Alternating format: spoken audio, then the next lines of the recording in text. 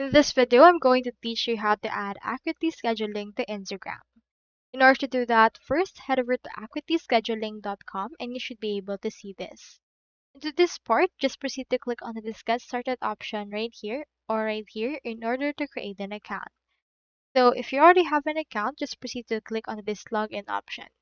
Do take note that it doesn't require any credit card, so that's good. So I have in here my Acuity scheduling.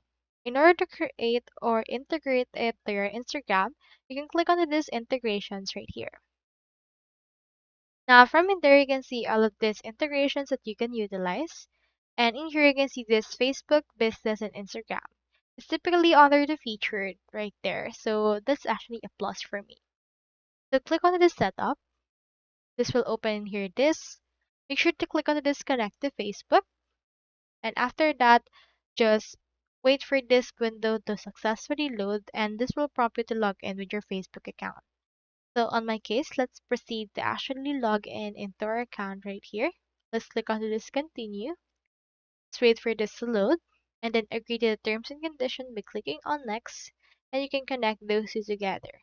Let's click on this continue and then this will proceed with our actual section right here. Click on this next in order to allow permissions and this will link your both accounts together.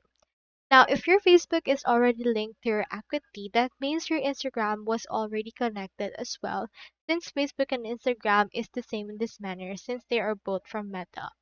So just wait for a few minutes for your account to link, and in here you can now see that it's all set.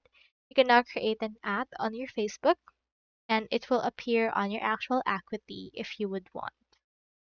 So in there, you can actually choose a goal on your Facebook and you can actually reflect that right here into your Acuity and this will actually reload in order to see the changes that you have made so far.